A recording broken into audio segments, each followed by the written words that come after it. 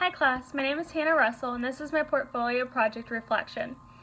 It was easy for me to choose the topic that I did because the case study that I chose to address had to deal with both abortion and faith-based institutions. And within my case study, the girl who wanted to receive an abortion felt like she could demand that the faith-based institution would perform this procedure, even though it was against their faith and moral standings. This ultimately put me on a path of where I wanted to go with my portfolio project. I wanted to show what both sides believed because we need to show tolerance when there are different viewpoints, but I also wanted to show that both sides needed to show respect, especially the girl who wanted to receive an abortion. She needed to understand that she could not demand that a faith-based institution perform a procedure for her that they did not believe in. Ultimately, my main strategy for the portfolio project was choosing a topic that I felt strongly for. When you choose a topic that you feel strongly about, your work just begins to flow. And also, I use these strategies in most of my projects because if you don't feel strongly about a topic, then your work will just begin to drag and it won't be entertaining and it will just be a bore to read.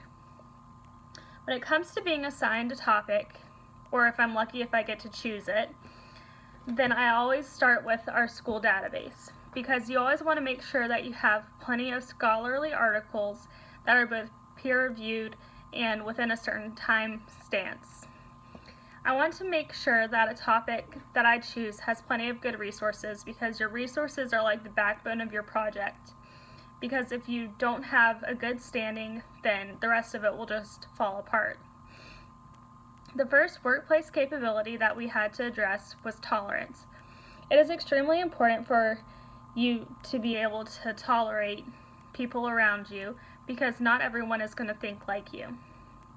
This is just like our portfolio project. In almost every circumstance, there's going to be two sides to everything. It is best to understand not everyone is going to think like you, and you need to be tolerant of other viewpoints.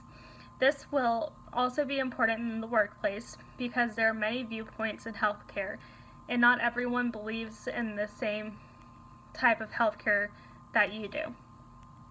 The second workplace capability I chose was persuasion because I felt like even though this was a very informative topic of our portfolio project, we also had to be persuasive of our final decision on our viewpoint. Even when you had to address the opposing viewpoint, you had to persuade your readers of your viewpoint.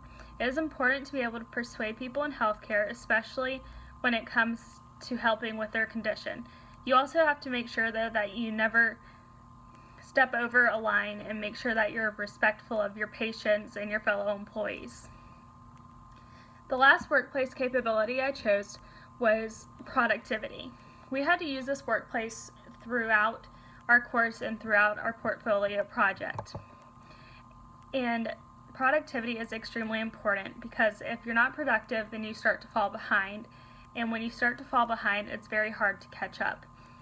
This is also important within the workplace because you have to make sure that you're a productive worker. If you're not productive, then you're most likely not going to be able to keep the job that you have. And you also want to be an asset for your company. And when you're productive, you make sure that you're getting the work you needed done. And this is the end of my portfolio project reflection video. Thank you.